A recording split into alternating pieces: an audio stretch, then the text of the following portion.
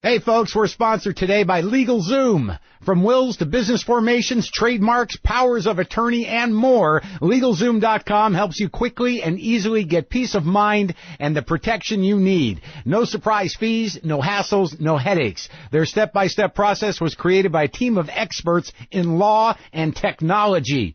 LegalZoom is not a law firm, but can connect you with a third-party attorney and provide you with self-help services. Type Marin into the referral box at checkout to get a discount on LegalZoom services. Don't put off things you need to do. Go to LegalZoom.com now and use discount code Marin. That's LegalZoom.com, discount code Marin. All right, let's get on with the show. Lock the gate!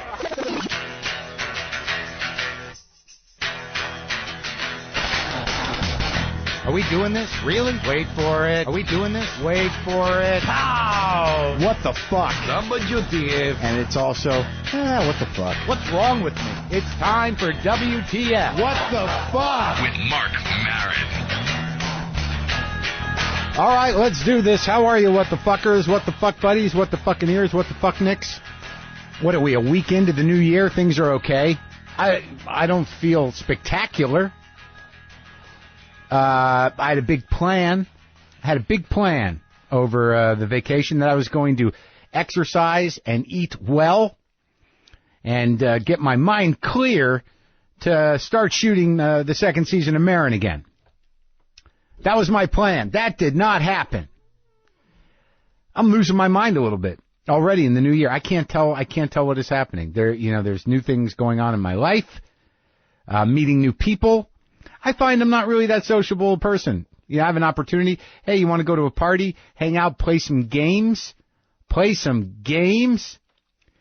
I've never done that. I've never been in a party situation where the game Taboo is broken out and we break into teams and play a game with just some people hanging out. It was a fun experience. Why don't I do that kind of stuff? I don't know. All right, I'm going to be honest with you. When it's presented to me as an option, hey, what do you say we hang out with some other people? Really? Do we have to go somewhere? Is there a thing? I don't. Andy Samberg is on the show today. Okay, Andy Samberg, a well-adjusted, talented young man who works hard and things are working out for him.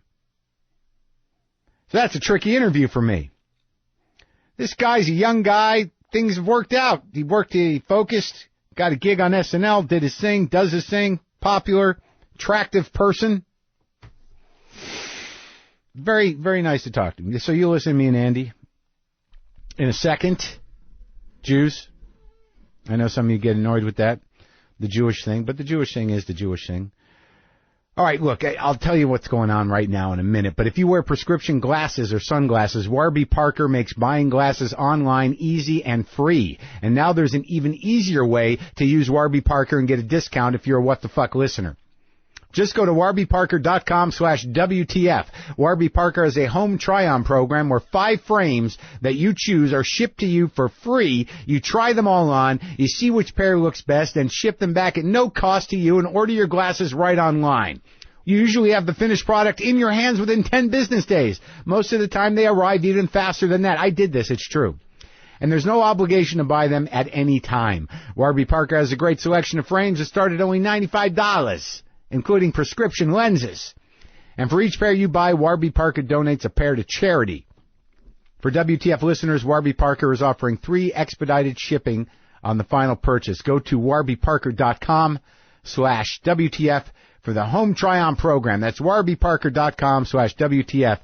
They got a nice selection of frames over there at the Warby Parker. All right, so socializing. I live a small life, my friends. All the socializing I do is right here in this room for the most part. Sometimes I go to events, this and that. But generally keep it a small circle. Just me and the cats. I don't necessarily have a story other than the fact that I went to a party and I played Taboo for the first time. And I wasn't afraid to give clues. It's interesting as a performer that when you get in front of people in almost any other context, you think like, well, why don't you just turn on the juice? You got chops. And then you're like, no, I'm petrified. What if I don't do this well? What if I don't do Taboo well? I did end up trying to give a clue. That was clear to my team at this party. It was watchdog. That was the word. We were there, and my team, there were some new friends and some other people. They got the guard dog, security dog, with the other kind of dog. Every other kind of dog but watchdog. So in the middle of the Taboo game, when it timed out, I called some relative strangers, people I just met. I said, "No! Watchdog, you fucking idiots!" And that's how you don't get invited to a party again. But fortunately, with the crew I was with, it was funny. I felt embarrassed that my rage had revealed itself in that way to people that I was not in a relationship with of any kind. But because of that, I think we had a humorous moment. Getting into the present. I'm going to be honest with you. I am doing this broadcast naked. And I know you're thinking like, well, that's an old radio trick. That's a ha-ha funny.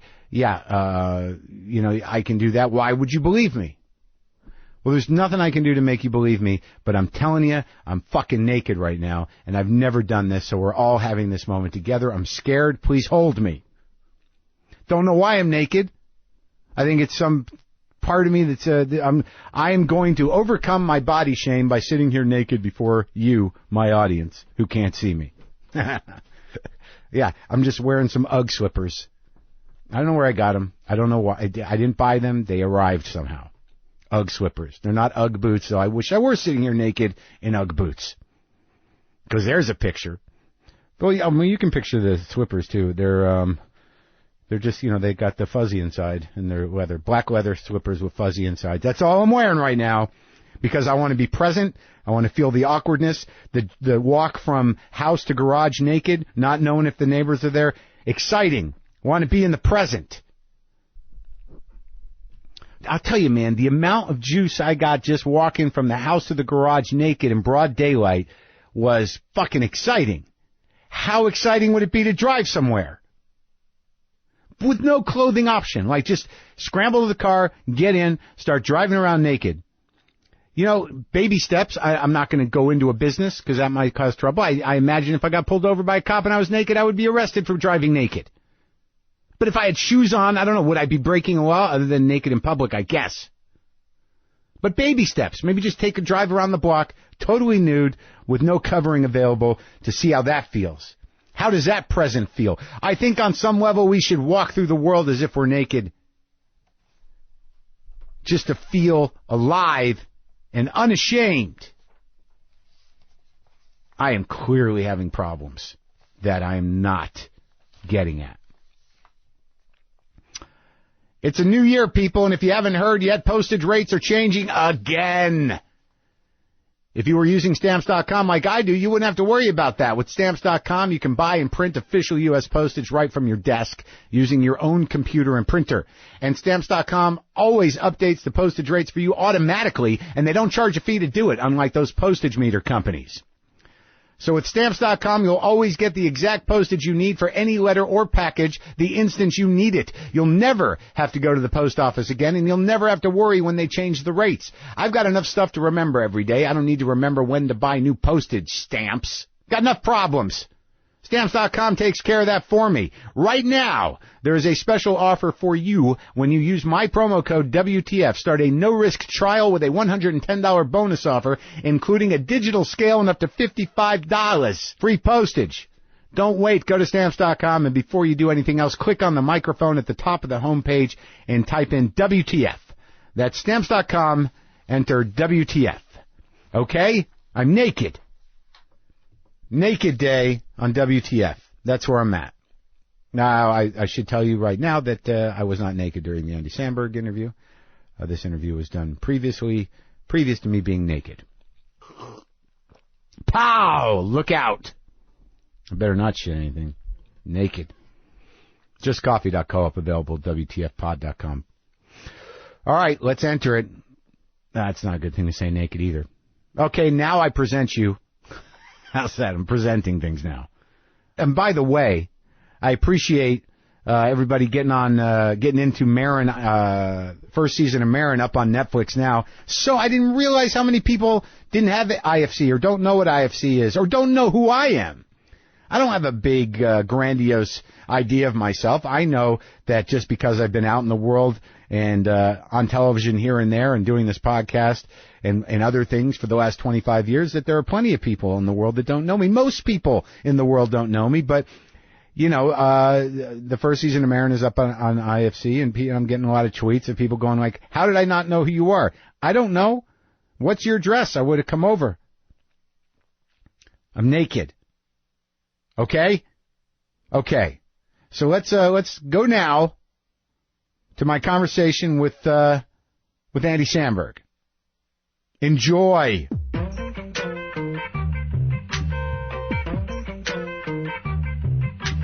Is that too loud? No, I can't hear anything. You can't? How about now? Yeah, I can, Yeah? Yeah. You can get right up on that thing. Pretty tech savvy. Yeah? Just turn. You are. That's you're the you've redefined it all. I get a lot of credit for what Keeve and Yorm have done. What, they were the brains behind the whole thing? They still are. Really? Yeah. The whole Lonely Island event has nothing to do with you? Well, a lot of the comedy does. Yeah. So you're the funny guy. Well, we're all funny. Okay. They're just funny and smart. Right. I'm not smart. Yeah, they're the guy. You're the guy saying like, "Can you upload this? Does this upload?"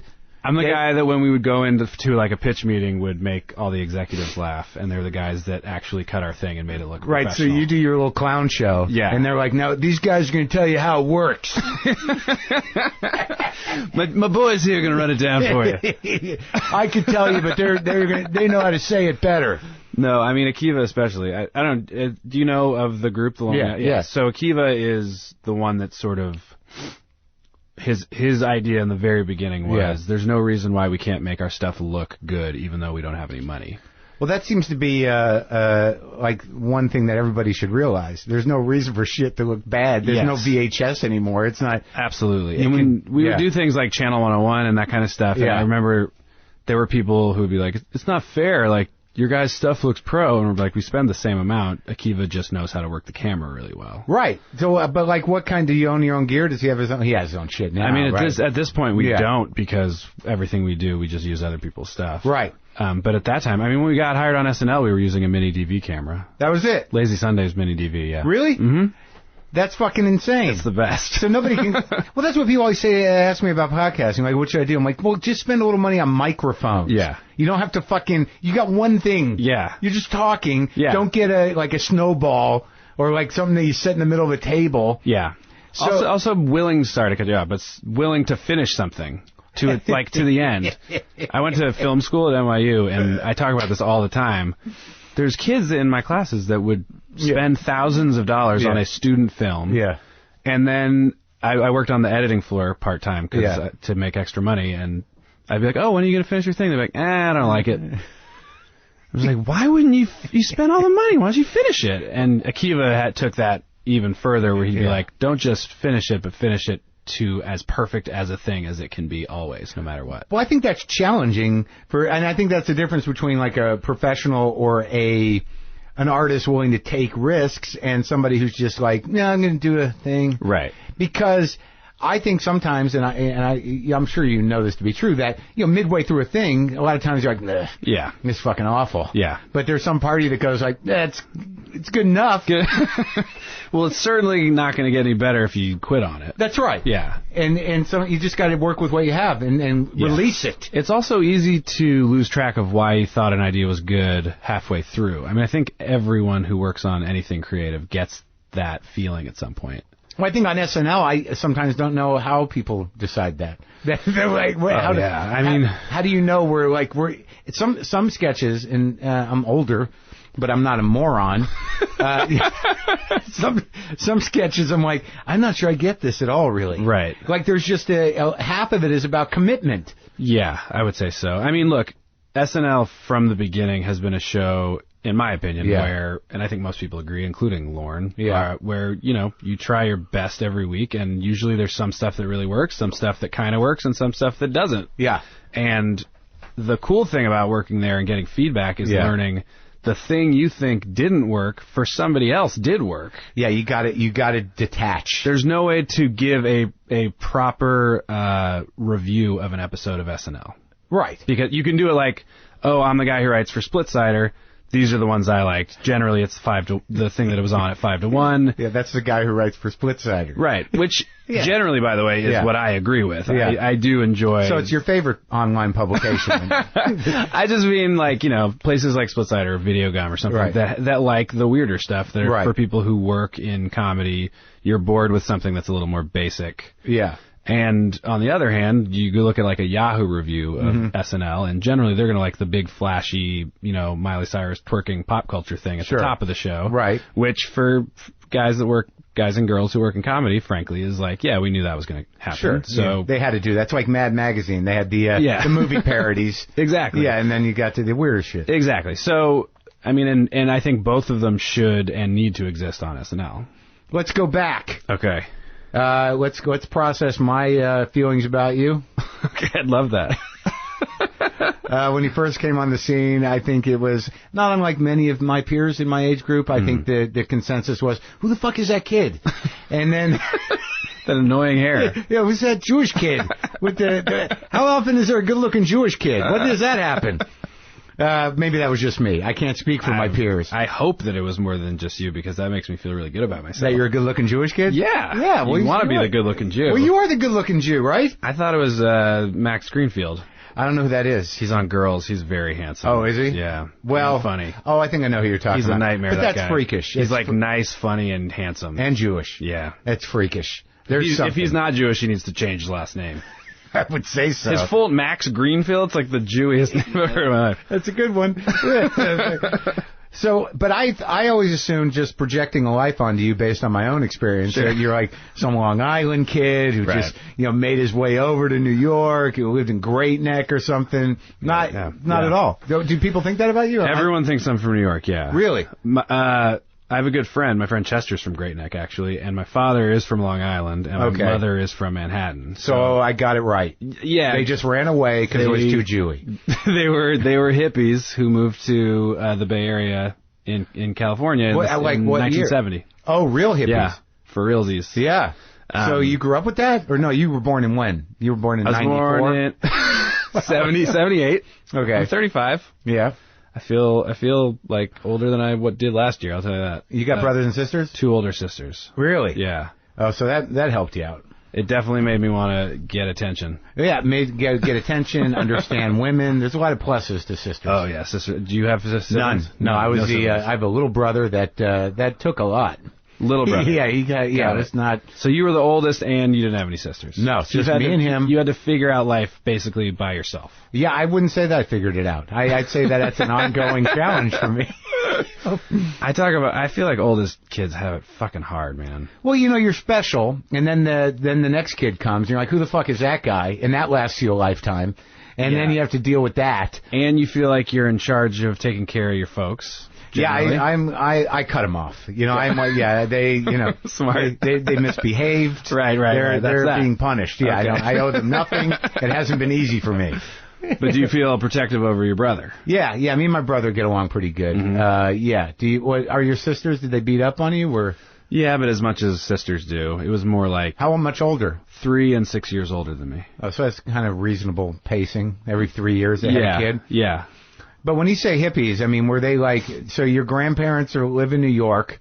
Mm-hmm. So you had... Because my family moved to New Mexico. So you always had a connection to the East Coast. Yes, we would go visit there. Right. And that's a big deal, right? Absolutely. Yeah. New York, I'm very comfortable and connected to. Right. Yeah. Because, so your grandparents actually lived in Manhattan? Yeah, on my mom's side. And my father's was Long Island. Roslyn. So through your whole life, you're going to New York. You're going to go stay with Grandma and Grandpa for a week. Although we ended up starting to go to Florida, naturally, because that's where our That's where they ended up? What part of Florida? Sarasota. Oh, I don't even know what that's like. It was very quiet. Yeah. But nice and warm. I grew to like Florida. It's a frightening place for most practical purposes, but it's crazy, man. Miami is fucking crazy. Bananas. It's like, what is happening here? Everyone's naked and dancing fast. Yeah, and from countries you don't understand. Yeah, exactly. I don't know what's happening here. It's got nothing to do with me. This whole idea that it's nothing but Jews is not true. No, not anymore. No. It's crazy. And then there's like this weird mixture of Latino culture, old Jewish culture, and then these French and the Germans vacation there. Yeah. And then there's like the sort of weird Southern element. Yeah. And then it's crazy. But it's fun. It is fun to go to Florida. All right, so you grew up with hippies. What does that mean? What did your dad do? My dad was a photographer. He worked for the Oakland Museum. Really? And a bunch of other stuff. Like artsy guy? Yeah. Had his own studio and took photos. So you grew up in an artistic household? Yeah, and my mom was a school teacher. Wow. She just retired. She had her own preschool in our house for a while. Yeah. Then she worked at schools, and then for the past, I want to say 10 or 15 years, she's fluent in sign language, so she worked with special needs kids at a school in Berkeley. Oh my God! Yeah. You grew up with well-adjusted people. Yeah, good people. I'm very lucky. I have a great family. Yeah, because when you were coming over here, I'm like, when am I going to get out of that guy? He's not fucked up. The fucked up thing hasn't happened yet. There's still time. Bill Hader always talks about how we're like a well-adjusted generation of comedy. I agree with that. It trickled down from bothers me. I think Jack Black and Farrell kind of kicked that off. Yeah. Then trickled down into the Polars and the Seth Meyerses, and I'm just thinking of SNL generations, but right. Well, I don't know that Jack Black is necessarily well-adjusted. You don't think? He's nice. He's very nice. He's very intense. But he doesn't seem jealous or angry about anything. Well, I mean, after a certain point, you're like, why should he? It's crazy. Has it been rough? But who was there? Like, well, let's get there slowly, though. So you grew up where, in Berkeley? Yeah, grew up in Berkeley. Went to Berkeley High School. Tell me about the Jews of San Francisco, because it's not the same. The San Francisco versus Berkeley, you're saying? Well, no, just talking about the Bay Area Jewish community. Oh, got it. Because, you go to New York, and so you're in cultured East Coast. Sure. So that's where your heart is. Sure, yeah. But there's not that same thing in the Bay Area. There's not that same identity. There's not that same, how are you? Right. It's not there. Everyone is not a Sandler character. That's right. Yeah, exactly. Everyone in Berkeley's just different. Yeah. It's more hippie-ish. I mean, it's hyper liberal, obviously. Right. And, we weren't raised particularly Jewish anyhow. Yeah. Although now my family has become much more Jewish. They panic towards the end. Yeah. A friend of mine, Simon Rich, do you know him? He's a writer on SNL. He writes books and stuff. Yeah, he had a quote that made me laugh. That's the Frank Rich's kid? Yeah, exactly. Yeah. Exactly. He's a really funny guy, and he worked at SNL for a while, and his quote that I loved was, I'm so relaxed in my life, and I can just take any interest I want and care about whatever I want, because I know, as a Jewish man, that as soon as I turn 50, all I'm going to care about is Israel. Like, and I've made my peace with it. It's great. So, now I'm like, oh, yeah, girls, movies, writing, whatever. It's like, the day I turn 50, on a dime, everything I talk and think about will be about Israel. I do sort of a long bit about that in my comedy special, about the sort of this pushing of Israel consciousness. It's such a crazy thing. All of a sudden, I don't know what it is. Have you been there? I've been there a couple times, yeah. Why? To visit my sister. Your sister lives in Israel? Yeah, she lives there. Is she doing that whole thing? She's made Aliyah. She's married to an Israeli, and they have 2 kids there, yeah. Uh-huh. So is she on a settlement? No, they just have a house. Oh, okay. Up north, yeah. And they love it there? Yeah. What's your feeling about it? It's intense, but it's incredible. Yeah. I mean, going to the Wailing Wall is incredible. Yeah. Do you know what you do there? You just sort of stand there awkwardly until you sort of okay. Well, you write a little wish. Yeah. Stick it in the cracks. I just wrote help. I'm not sure it was answered. And you got the album Help by the Beatles. I did. It was delivered to me a week later. Yeah. It was weird from an anonymous... probably from Yahweh. Yeah, Yahweh sent me Help by the Beatles. But did you feel a connection? I felt that it was a very intense place. The energy there was really palpable. Not necessarily Jewish either, just sort of whoa, yeah, it's beautiful. But we did Mount Masada and Dead Sea and climbed Mount Masada, floated in the Dead Sea. Yeah. And put mud on yourself. The basics. Yeah, the basic package. Yeah, you went to, and then you went to Jerusalem, you went to Haifa, you went to Tel Aviv. Yep. You went to a kibbutz and ate the food there. Yep. Right? Yep. And then you went to the Golan Heights, but you were sort of so this is where it's, And then you... and then you buy a T-shirt that says Coca-Cola in Hebrew. Yeah, of course. And then you take off. And then you're done. See you next time I come. I actually went down into Jordan and The Sinai. I went to the Sinai. Yeah, my folks did that. They did? They went down into Jordan and said it was incredible. Did they go to Petra? Is that the city in the rock? Yes. They went, right? They went. They said it was absolutely crazy. It's fucking crazy. It's like Indiana Jones, right? That's where they shot it. Yeah. That's where they shot that one thing. Best. You got to choose the old goblet that looks like wooden. Well, I made the wrong choice. I'm not. You chose unwisely, and this is where I left you. That's why I'm working out of my garage. It could have been worse. Yeah, no, it could have been a lot worse. Maybe. So you weren't brought up with a lot of the religions. Not a ton, no. Bar mitzvah? Not bar mitzvah. Oh, so you're really not a good Jew. Not a great Jew, but now my family does, Shabbat every week, and they do high holidays, and I fast on Yom Kippur. You do? Yeah. I don't. I have friends that think I'm crazy. I was born on the eve of Kol Nidra. I was born. Uh-huh. So I get a pass. Oh, okay. Yeah, I'm like special. Congrats. Thank you very much. Yeah.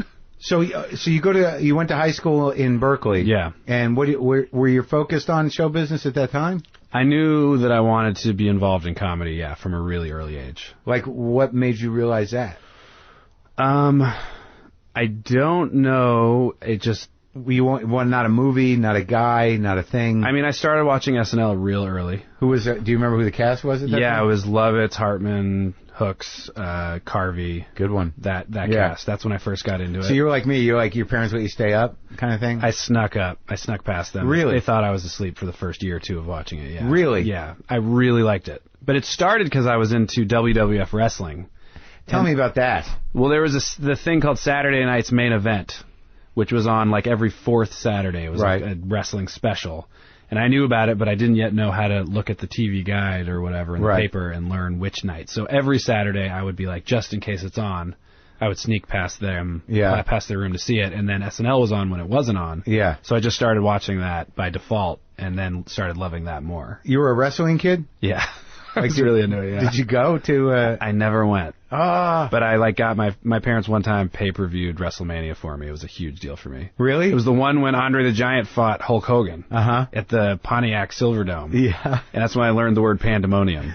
It's pandemonium at the Pontiac Silverdome.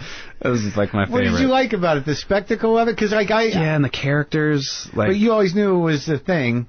I learned pretty quickly it was fake. Yeah. But when I first watched, I was 8. I didn't know it was fake. Right. But then we had my dad's best friend, my godfather. He was really into it too, but ironically. Yeah. But he loved that his buddy's kid was into it, so we would talk about it all the time. And he knew all the shit. Yeah. Yeah. My dad's friend, Marc Cohen, he's a good dude. But the whole wrestling thing is spectacular. I mean, I wish I was involved with it. Because it's like, if you can just suspend your disbelief and have a good time with the... It's really funny. And you knew all the scripts and everything? Yeah. It's good. I mean, now it's still... Will Forte did a thing with them as MacGruber. They went and did like an in-the-ring fight at MacGruber to promote MacGruber. Is he also a wrestling fan? I don't know. I had CM Punk in here. He's a pretty big wrestler. Is that right? Yeah, and I feel like such an idiot because 90% of the time I don't know what anyone does. Yeah. And that's complete. So it's just one of those interviews. So I'm like, so tell me it's fake, right? It starts there. Yeah. And how is he not allowed to say, right? No, of course he can say. Oh. But they don't. That's not the issue with them. Got it. The thing is that whatever it is, it's hard work, right? And it's an entertainment, right? And we take it very seriously. Sure. So I buy that. Well, no, it's obviously true. It's like if you ask any touring, stand-up, right? They'd be like, so it's all fun all the time, right? Because you're telling jokes. You'd be like, no, it's fucking drag. Let's look at the list of dead comics, and the list that the road destroyed. But you never did stand-up. I did do stand-up. Oh, I did stand-up for 7 years on and off before SNL. Come on. Yeah, I never did the road, though, so I don't consider myself myself where a did real you one. do it?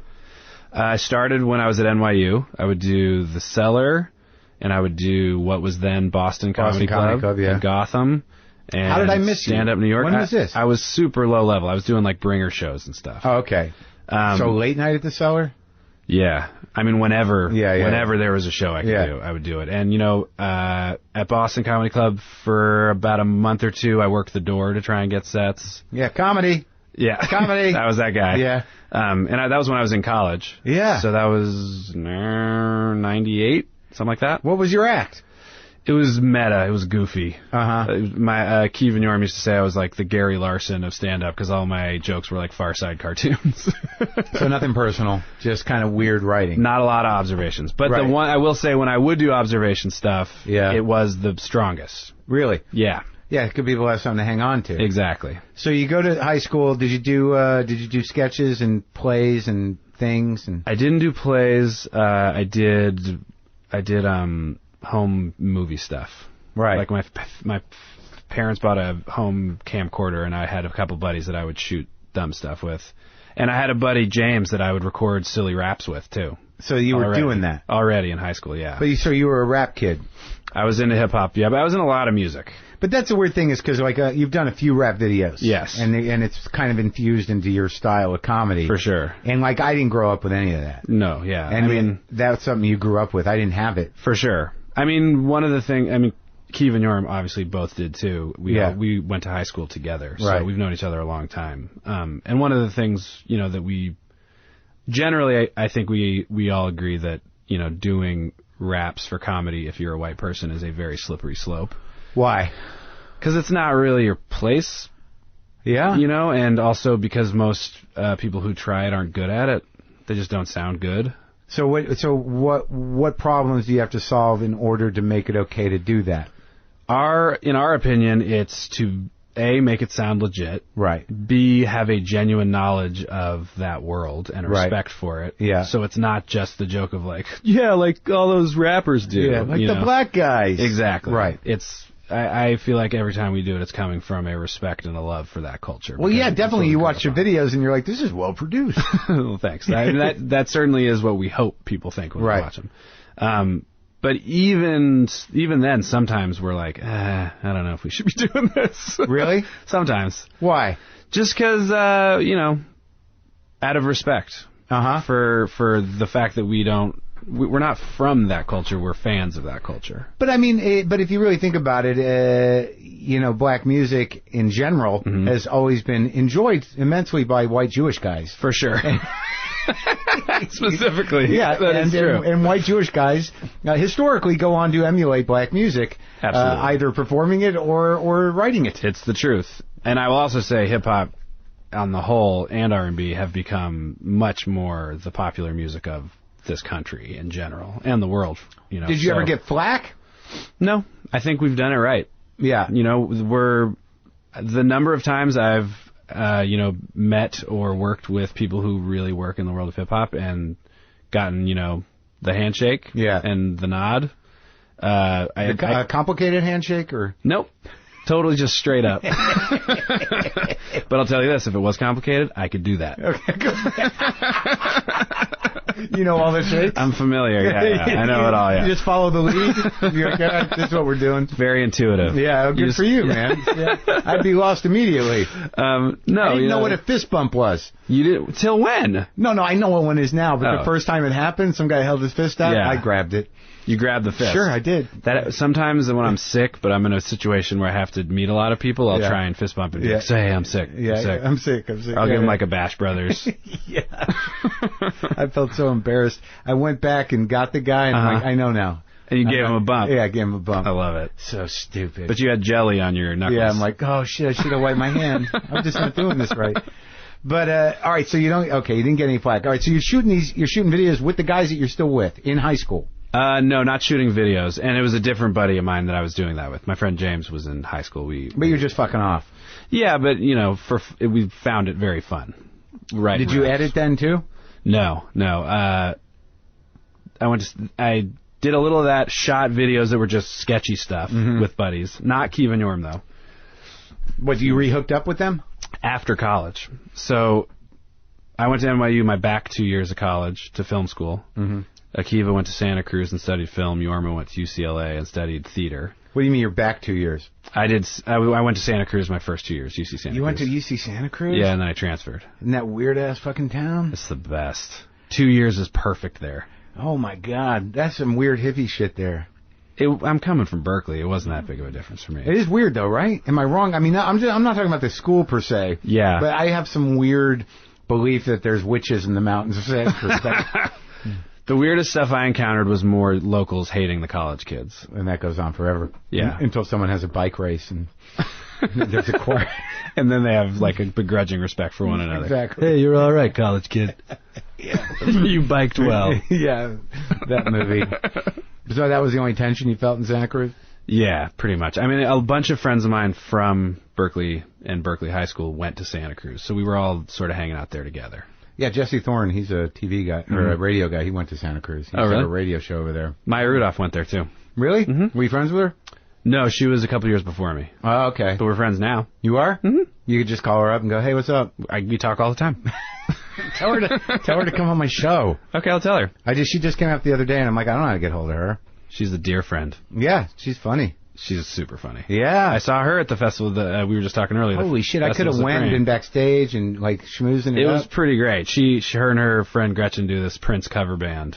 It's pretty awesome. So who was there? Dave Cross, Bob Odenkirk? The whole the Mr. Show experience was what it was called. Are they touring with that? I think so, yeah. Okay. Mighty Boosh did a set, which apparently is very rare nowadays. Well, I think they live in England, don't they? They do. Yeah. But I think even in England they don't really do live that much anymore. But they did it for... Was it packed out? Yeah, it was huge. 9,000 people. Was it hot and gross? And we went on with Tenacious D at the end, so it was cool. Okay. It was nice. All the Lonely Island guys did? Mm-hmm. Yeah, we came out and played with them and their band. It was awesome. Oh, my God. Yeah, Jack asked us. We were just like, absolutely. We've been huge fans of them forever, so...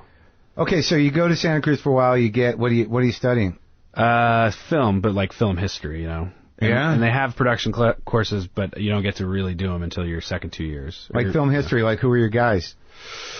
That I was learning about or that I like? Yeah, I mean, like, because I took some film history classes, and there's certain things that you learn, you're like, oh. Yeah. I took like a class on film noir and like learned about Hitchcock and all that stuff was awesome. And Western class I took. Oh, yeah, the Western genres. Yeah. It was cool. And I wrote papers, final papers for film noir. My paper was about how Metropolis informed Blade Runner. Okay. Because Blade Runner's like not my too big. favorite movie. It's not too big a stretch. No, that seemed like a reasonable paper. I got a B. Okay. Although I didn't. I got what was inferred as a B because Santa Cruz didn't have grades. They had write-ups at the time. Oh, there you go. Evaluations. That's like some good hippie shit there. The best hippie shit to my heart's Hey, look, delight. you tried. And you had a couple points. The words were on the page. And then the Western class, it was just a 18-page paper about Blazing Saddles. Oh, you went that way. Yeah. So you probably spent 6 months on Shane and the Searchers. Mm-hmm. And watched a lot of that. Yeah. True Grit. Oh yeah. And Stagecoach and all that stuff. Yeah. And Once Upon a Time in the West, which we watched. That's what the best part about. Is that the Henry Fonda one? Yeah. That's crazy. That's him as a heavy. Great. It's crazy. Right, and we learned all that. They were like, before this movie, Henry Fonda wasn't exactly playing these parts. And you're just like, how could he ever not have? That fucking pure hate in his eye. Yeah, and the soundtrack to that movie is so great. Is that Sergio Leone, right? Yeah, I went and bought the soundtrack on cassette at Amoeba Music in Berkeley. Did you learn anything? Yeah, I learned about movies. Yeah. Is that knowledge that you find you draw upon other than in conversation? Definitely with comedy I do. Because, especially for the kind of stuff that I feel like I and Lonely Island has done, there's a lot of genre spoofing stuff. Right. It's a lot of like, oh, it's like that moment, but we're making fun of it. Right. And a lot of my favorite shorts we did were that, and stuff we put in the movie we made and stuff like that. Where you're aware that you're homaging or parodying. Yeah, exactly. Yeah. Tropes, really. Tropes, good word. Yeah. Tropes. If something's been done a bunch of times, we like to point that out. Yeah. Yeah. And that's tropes. Tropes. Yeah. Film tropes. Have you used tropes in a rap song? No. You should. Okay. It's a good word. Yeah. Tropes. Tropes rhymes with hecka other words, too. Does it? Popes, hopes. Ropes. Nopes. Cantaloupes. Cantaloupes. Antelopes. Yeah. Antelopes. Yeah, antelopes. From antelopes to cantaloupes. Yeah. That's the name of our new podcast we're going to do together. Antelopes to cantaloupes. A discussion of tropes with Andy Samberg, Marc Maron. So you go to NY Film School, and that was the mind blower? That was it? Yeah, I was very happy there. Yeah. It was just all day. It was the first time I started really working. Yeah. And what was that work? When did you sort of lock into the process? Pretty early, as soon as they gave me even a crew of 3 people and a camera. Yeah. And I'd go shoot whatever you want. And it was like, oh, this is the thing I've been waiting for my whole life. Yeah. And what'd you start shooting? Just sketches, straight up. I mean, pretty much. That you were writing? And short films, yeah, that I was writing and starring in. Yeah. I didn't want to be a director. I wanted to be a comedian. And I knew... And you were doing stand-up, too? Yeah, started doing stand-up my first year. My buddy Murray Miller, who's a writer and did stand-up for a long time also, he's a writer on Girls now, he convinced me to transfer because he had done it and he loved it. And we lived together with a couple other buddies. And where? On Bleecker Street and near Sullivan, right near the Cellar. First time we did stand-up, we walked from our apartment to the Boston Comedy Club to do a bringer show. That was the place. Yeah. Yeah, I did shows there. Yeah. What year was that? 98.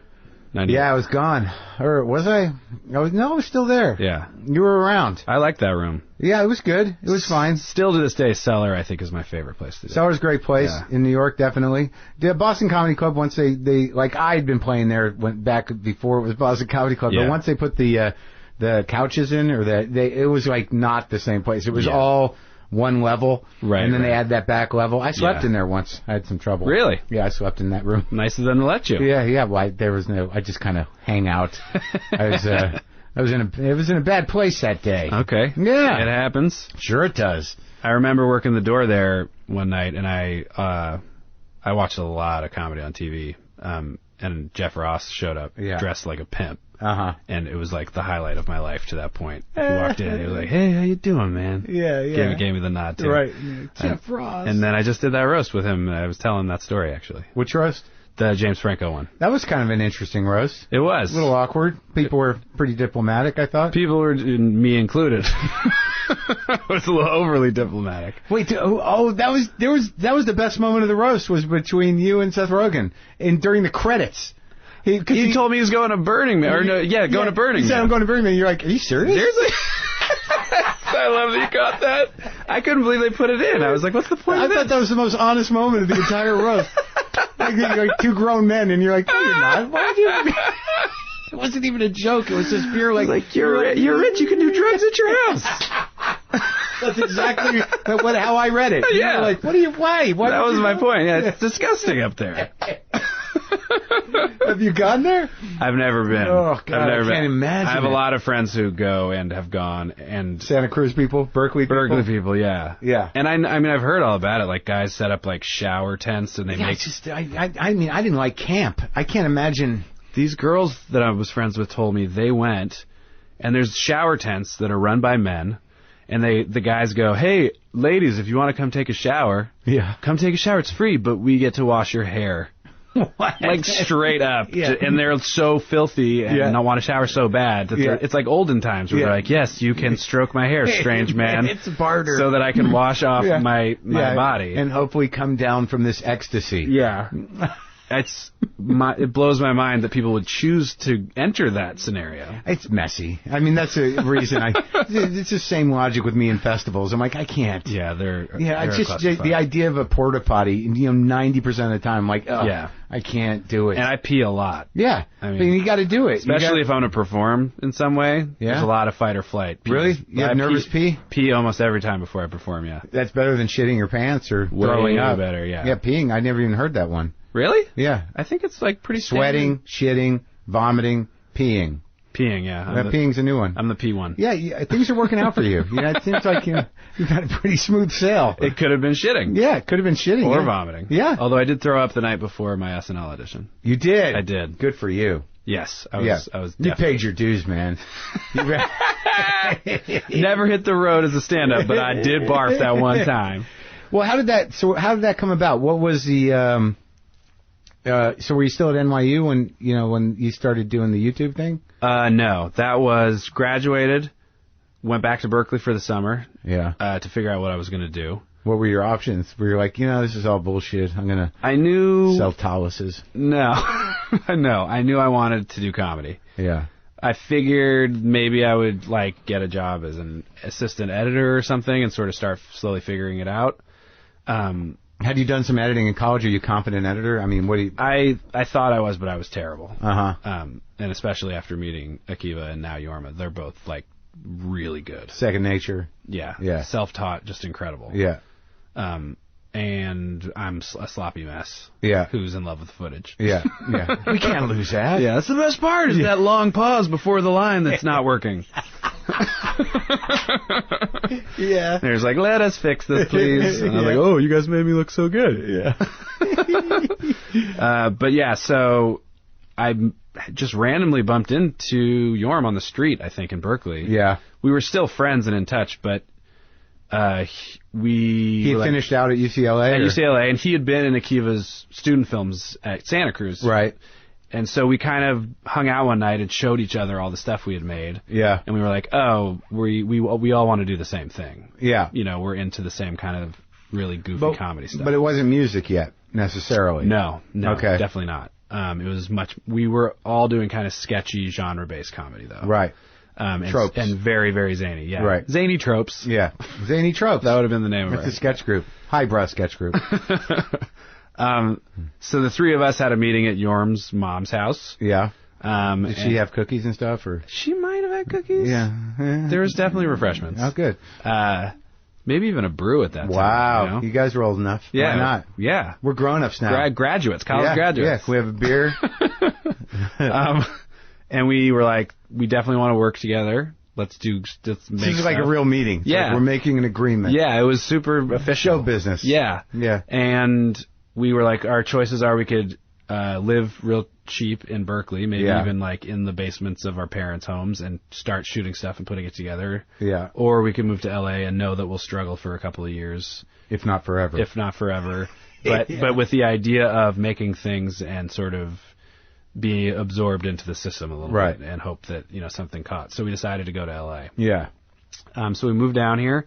I immediately started trying to do stand-up as much as I could. And we started shooting stuff and writing stuff, and we all worked super shitty jobs. And where'd you work? We temped a lot for the first year. I worked the night shift at a film coloring house called Company 3. And then, you know, on the weekends and in our time off, we would write stuff and shoot stuff. And we started putting together a website. And Akiva's brother, Micah, was way ahead of the curve on web stuff, so he helped us out a lot. Yeah. And helped us get, you know... Was it called Lonely Planet or Lonely Island still? Yeah. Basically, from the beginning, when we decided to make a website, we called it thelonelyisland.com. Mm-hmm. Yeah. And, yeah, kind of just went from there. Slowly got better jobs. I kept doing stand-up. We kept shooting stuff. Fell in with Harmon and Schraub and did Channel 101 for a while. At the beginning? Yeah, pretty much. Yeah. I mean, they had been doing it as like this sort of just their friends at a house thing. Right. And then when they expanded it to actually like at a restaurant, it was at that place, Koi? Is that the name of the restaurant? Koi on Vine? Yeah. It was like a Thai food restaurant. That's where it started before it moved to on Hollywood. But how'd you meet Harmon? I mean, that must have been sort of through our agent.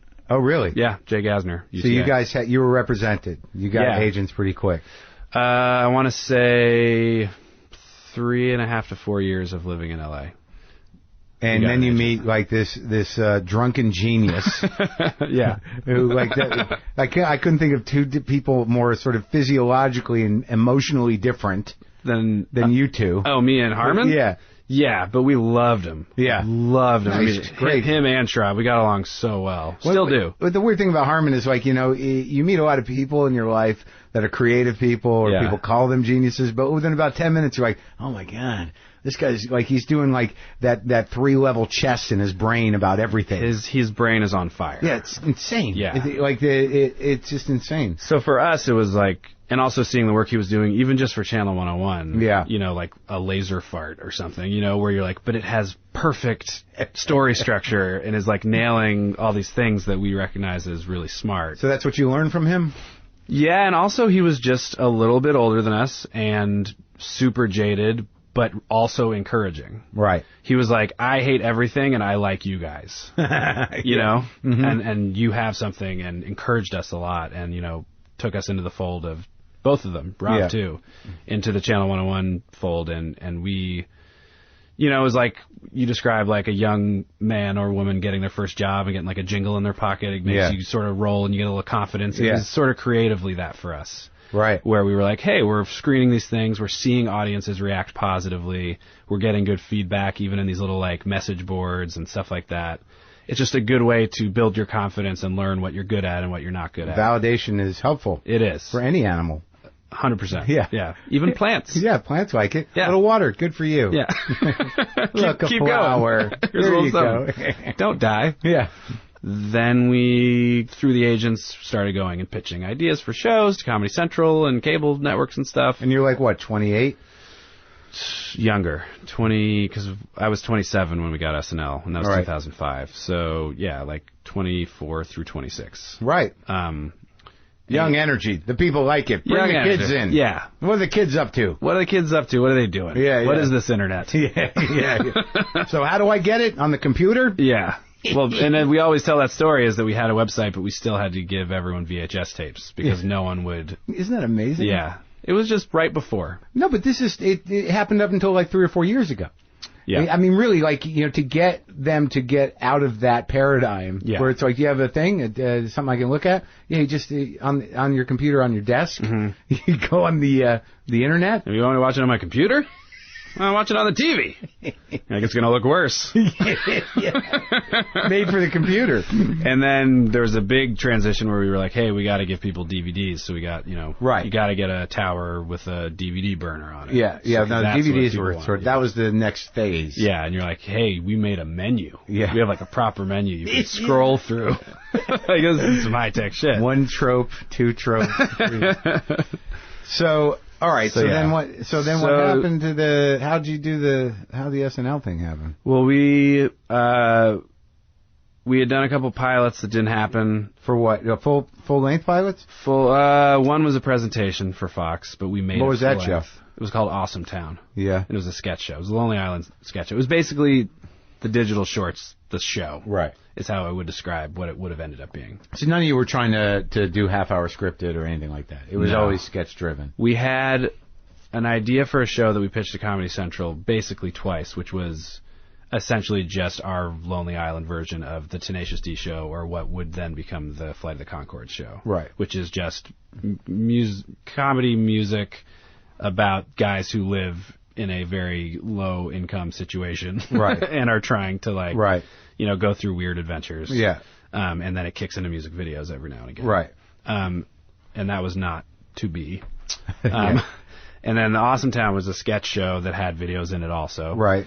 And then, you know, everyone almost did it and everyone passed. And then we were just doing anything we could. So my same buddy, Murray Miller, who asked me to move to NYU and asked me to do stand-up with him the first time and said I should move to L.A., Yeah.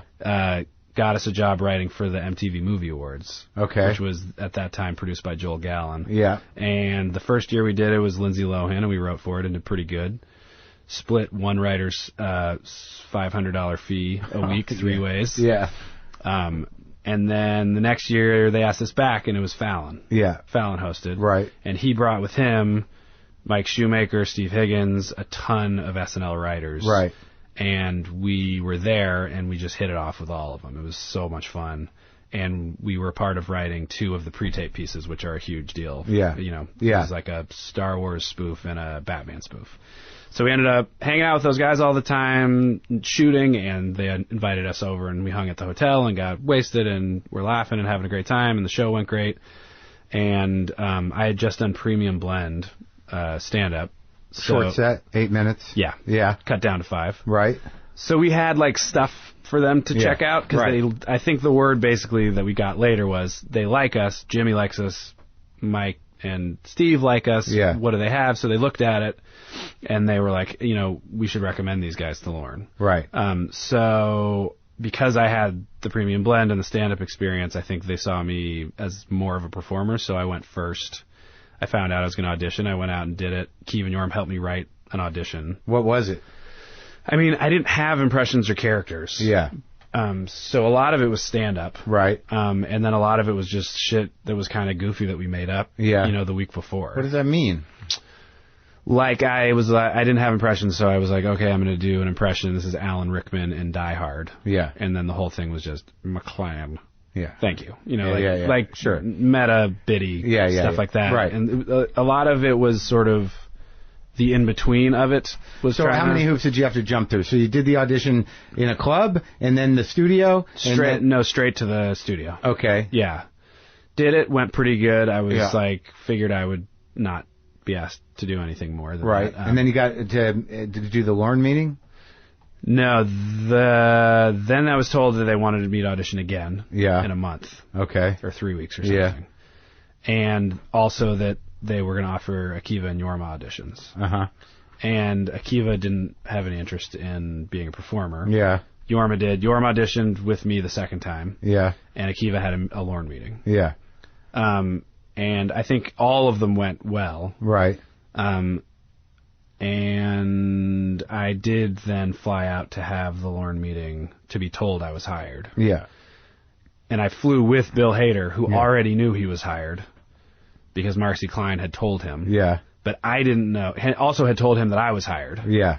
But no one no one had told me. Right. So I'm sitting next to Bill on the flight out to New York to have this meeting, being like, man, I wonder what's going to happen. Like, are they going to hire us both? Or you, like, have to impress him in the meeting and then you find out you're hired?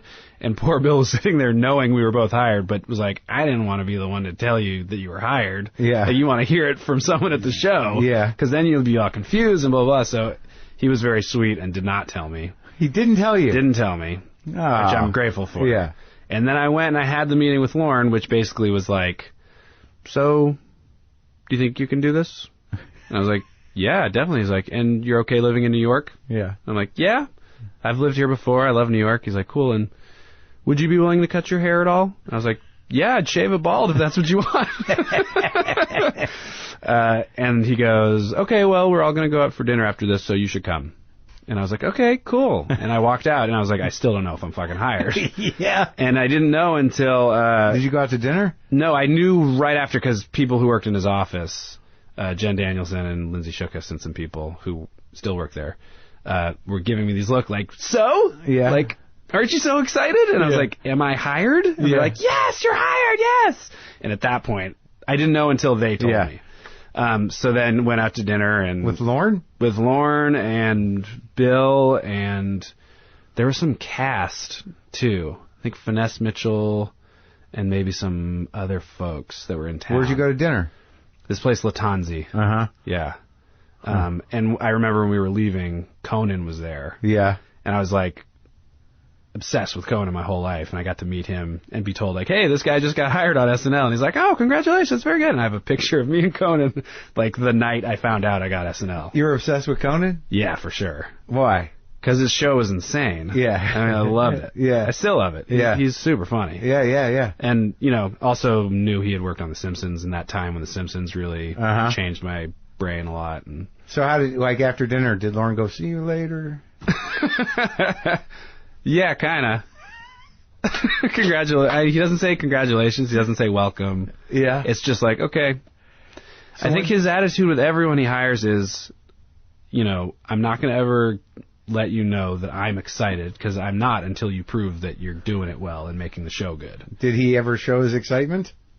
There was a point it reached while working there where he would say, that was really funny. Yeah. Or like, hey, really nice job tonight. Yeah. Stuff like that. Yeah.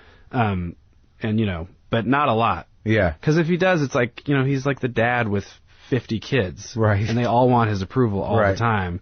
If he's too positive, then everybody's just, you have to live in fear a little bit, I think. Sure. Or a lot. Yeah. Well, depending on how it's going. Who was there when you got there?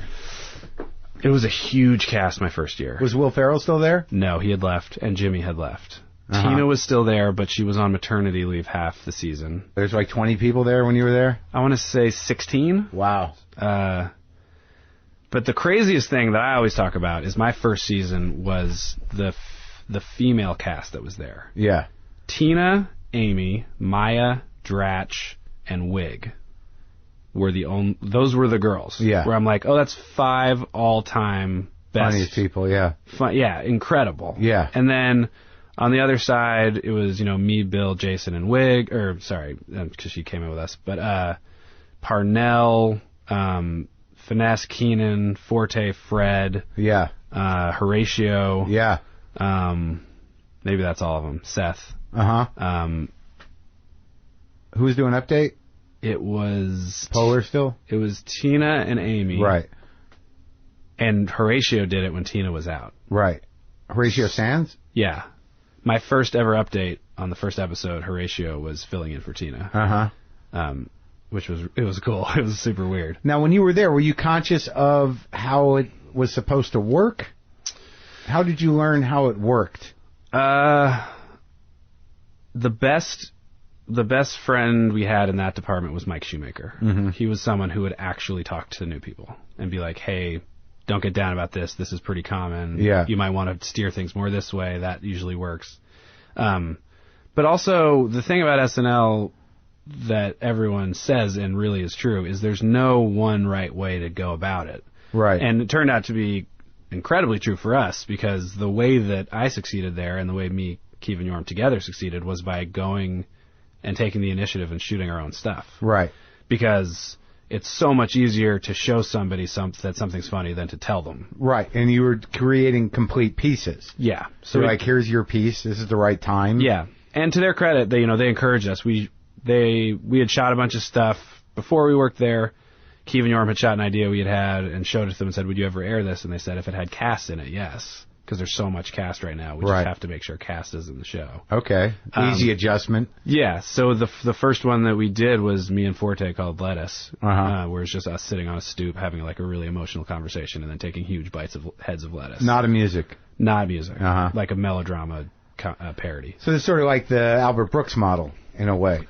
Yeah, closer. Yeah. Definitely. Right. And then the second one that aired was Lazy Sunday, which was the Parnell. Yeah. Yeah. Yeah. And then it was like, okay, these guys, keep making them, basically. Okay. So you were able to sort of carve out your own little production company within SNL. Yes. It's very, very unique situation. But also, like, there was a shift going, like, I mean, I remember some of the press that you were getting around that time was that there was a self-starting element that, because you were with these guys that were hip to the technology, that you guys could just go do it. Yes. And it was a huge advantage for me. Yeah. Incredible. I mean, I can't put enough emphasis on it. And the ideas that we got away with would not have worked in the live setting. Right. But you didn't. So how long before you were integrated fully into the live setting? I want to say like my 5th season. Really? Out of 7. Because there was also like, I got much better at it. Yeah. But coming in, my strength was not in sketch. Right. Or characters or impressions. Along the way I ended up finding a lot of impressions that worked for me. Right. But that wasn't why they hired me. Right. And that wasn't what people wanted for me that were watching the show, especially after we started doing the shorts. Yeah. And I'm looking across the table at people like Hader and Wig, right, who are like born for SNL Live. Yeah. Like no one can do it better than that. Yeah. Yeah. And Fred, all of them, they're incredible. Right. Yeah.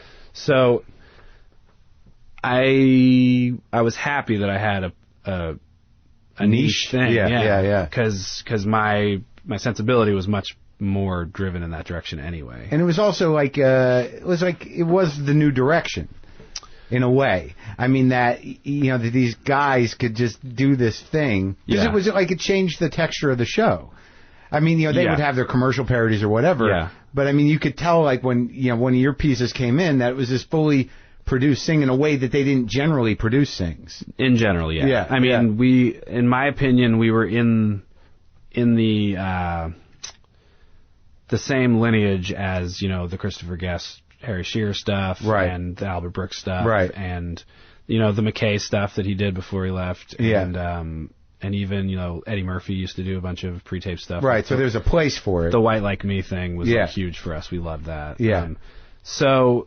But to do it so on our own and so slick, I think was a new thing. Did you use the facilities at NBC? Not at first, and then it became a thing where we started using a big crew through the show. Right. So initially you were still doing it like, on the computer with you and running and the guys. I mean, the first few I think we just edited in our office. Right. And excluding songs that we made for our albums, we recorded all the songs in our office. We wouldn't even go into like a studio. Oh, really? Yeah. I mean, we have We have pictures of, so many incredible people just in our office on this freestanding shitty mic. Yeah. Like Justin Timberlake and Tom Hanks and Natalie Portman and Rihanna and, it's the thing about that show that's cool.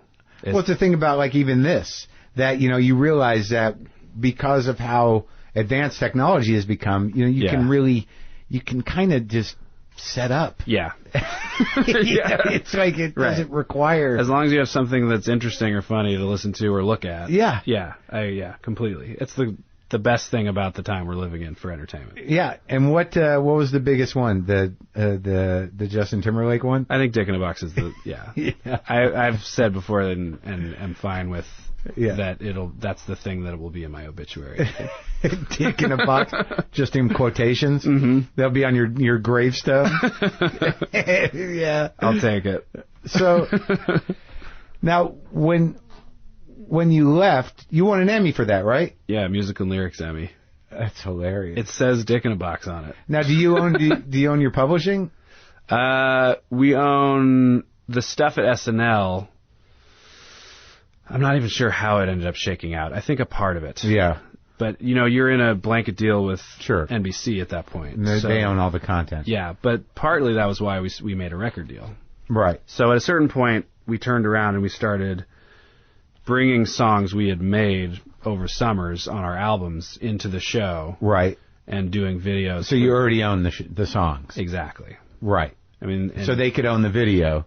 And at the time, a big part of wanting to do that was so they could be on YouTube. Right. Just so they could be available and freed up. Yeah, and not even in reaction to not wanting them on Hulu or NBC.com. Right. In reaction to them being able to be online anywhere at all. Right. There was a long time where they were just not anywhere. Right. Because they were like, no, we have syndication deals that can't go on the internet. Right.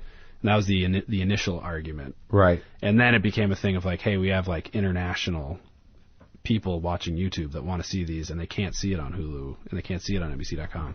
And eventually, with the record deal, we got it so it could be on our own YouTube channel. But it also, at a certain point, Hulu started showing the digital shorts internationally because we wanted it so bad. Yeah, but ultimately, with the music releases, the albums and the songs themselves, you have complete control over that now. Yes, the ones that we made for our albums. Right. Yeah. And you still make songs. We do. We just put out an album. Yeah. Yeah. And it does well? Yeah. I mean, we have, for comedy records, we sell really well. And when you left SNL, what was your impetus? What was your plan? To sleep more. Yeah. I didn't have a specific idea of what I wanted to do. I just knew that I was You want to do movies? burnt. I did and still do. I love movies. Yeah. Definitely wanted to do more album stuff. Right. Maybe tour. We're still talking about maybe But touring. that's all within your control. Now, your experience with movies has been what? Has been like in which part of it? Well, I mean, sort of, it must be a bit of a struggle. I mean, because I just know that, when you have a thing that you have control over and you really dictate how it goes. I mean, coming out of SNL and being in that type of environment, and then sort of carving out this niche for yourself where you can sort of make a living and generate creatively. Yes. And then entering, mainstream movies, even with like Adam Sandler in a project that, there's the burden of expectation and investment is much different. Yes, and also, your own level of control is diminished. Completely. Yeah. What's your experience been with that? It's been a mixed bag. Yeah. But I think anyone who's tried their hand in the movie business would say that. Right. I mean, the frustrating thing about movies is you work so fucking hard on them. A year plus, and if you include, for an actor doing press, oftentimes that's multiple months of press, which is something no one ever talks about because, you're not supposed to complain about having to do press because your life is privileged, and I recognize that. Right. But it's still something you have to spend your time on. Oh, yeah. So everywhere you go. You want to do the morning show and the thing? Right. What is it? Is it radio or TV? It's local TV. It's like, oh, really? Yeah. No. Okay. The studio would really like it if you did it. You're like, okay. I know what that means. I'm doing it. We do a radio show at a mall. I don't know. There's this thing where kids just throw eggs at you. Yeah. Okay. Yeah. Is it gonna? It's big in the area. But, you do it because, they pay you and it's a movie and you want it to do well. Yeah. And you don't want to seem ungrateful because you're not. You appreciate how big a deal it is. And they're putting your face on billboards all over town and shit. Yeah. It's fucking awesome. Right. But the things that dictate whether a movie does well or not now are so seemingly random. You know, like the number of comedies especially that come out that just eat shit. Yeah. And then 10 years later people go like, I actually like that. Yeah. Like it's like all of them. Yeah. Where were you? It's all. It doesn't count now. So, we had a really good experience in the making when we did me, Keith, and Yorm, put together that movie Hot Rod. Yeah. Which making was incredibly fun because we really did have control and we really stand by that movie as a weird, interesting sort of comedy experiment movie. And that's the one I get, the most when I go out, comedy people and, comedy fans are like, hey, that movie Hot Rod, me and my buddies watch it and we quote it and blah, blah. Which was our intent. Right. We wanted to make like a Billy Madison, Wet Hot American Summer kind of a movie. Right. However, the studio wanted it to be Wayne's World. Yeah. They wanted it to be a big summer movie. And once that engine starts churning, they will market it the way that they want it to be received and the way they want it to perform. Yeah. And they're not wrong and we're not wrong because they are like, we spent X amount, we want to make X amount. Right. I think we were naive going into it, not understanding exactly how important that difference was. Right. We were just trying to make each other laugh. Right. Yeah. Business was not really No. We were, it was the summer after our first season of SNL we shot that movie. Right. So we were incredibly green. Yeah. Were there consequences? I mean, I like to pretend like, your movie doesn't make a lot of money, your career doesn't get colder. Yeah. But it does. Yeah. In terms of that. The cool thing at that time was we went back on to SNL the next season, and the first show we did this digital short called I Ran So Far with Adam Levine. That is, in my opinion, one of the best we ever made. Yeah. And all these news outlets picked up on it, and everyone was like, oh, shit, that was great. Yeah. These guys are still good. Oh, good. So you get that second lease on life when you have that home base to go back to. Sure. And, now, like I said, people who I care about their opinion tell me that they really like Hot Rod. But now, have you had this experience again, though, like with the Sandler movie or anything else? The Sandler movie, was something I was dying to do because he's one of my heroes. Yeah. I grew up watching him. Right. Billy Madison, Happy Gilmore are two of my favorite comedies ever made. Yeah. And I read this script, and I was like, I get to play Sandler's son. Yeah. How could that be bad? How could that be bad? Yeah. I've met him a few times at this point. He's been so kind to me. Mm-hmm. He called me just cold at SNL to tell me great job. Like in the first season I was there. Oh, that's nice. He's just a great guy. Yeah. And I thought the script was funny, and I get to work with Sandler. Right. I knew that it wouldn't be something where I was like controlling the tone of it. Right. But I knew it was going to be funny, and it was going to be him being crazy, which excited me. Yeah. And I had so much fucking fun making that movie. Right. There's not even a cell in my body that regrets doing it. Right. And now he's a friend, and, I think that movie was very funny. Yeah. There's definitely tonal things that are Happy Madison things. Yeah. That are not the same as, like, a Lonely Island thing. Right. Where, they appeal in different ways to a different audience.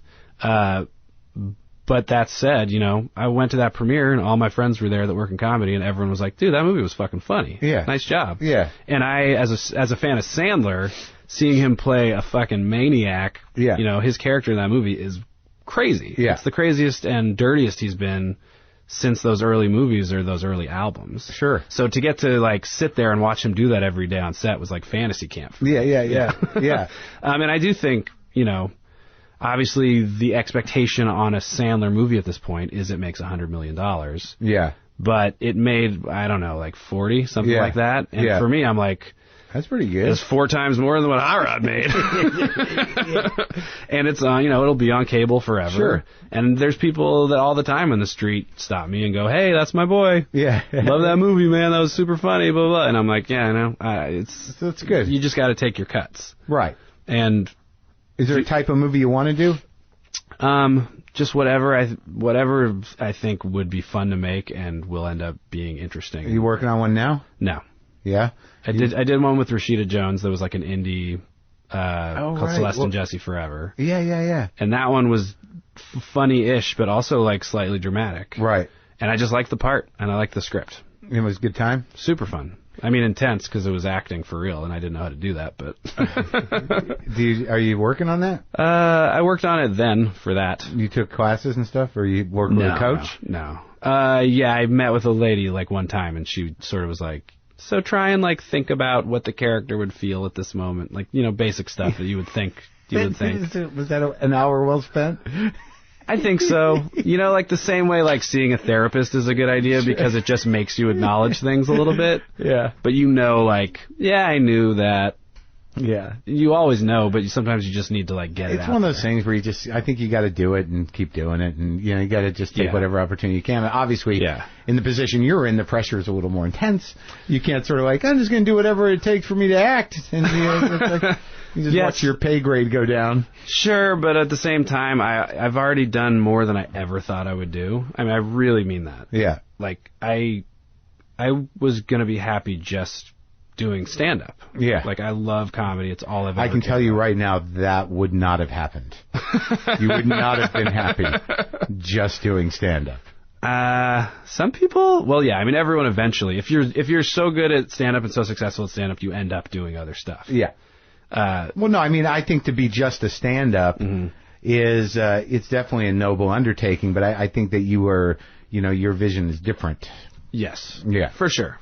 I'm very, very happy I'm doing what I'm doing. How your parents feel about it, about your life?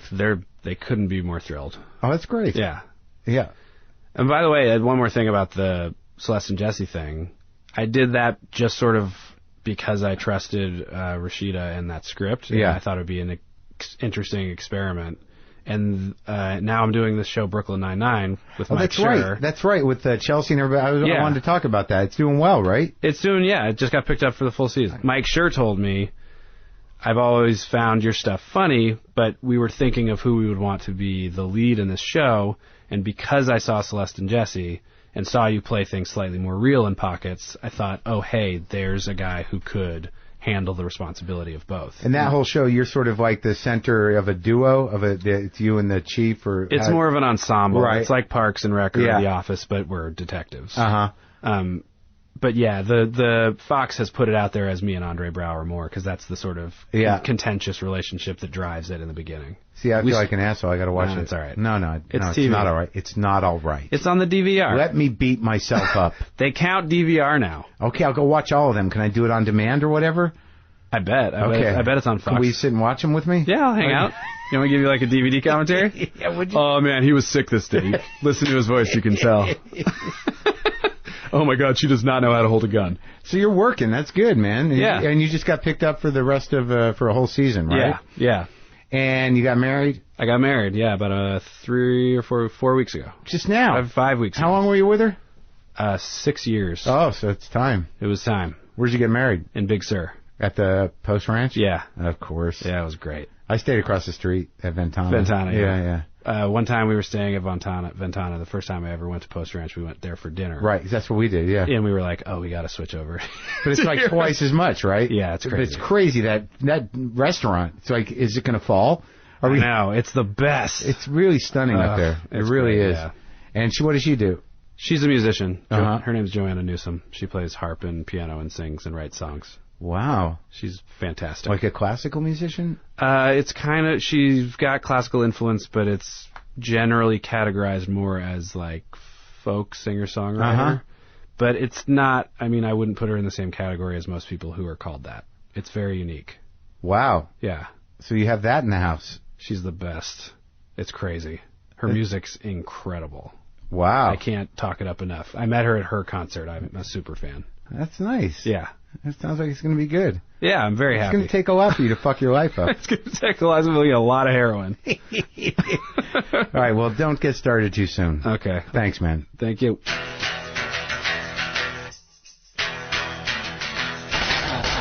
That's it. That's our show, folks. I hope you enjoyed that. I'm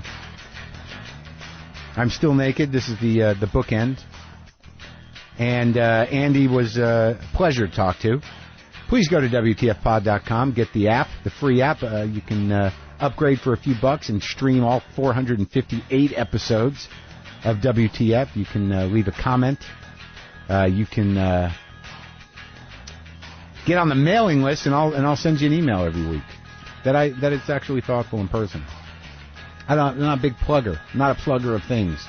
God damn it, I got to do some new stand-up. I'm not doing it naked. I don't have that kind of courage.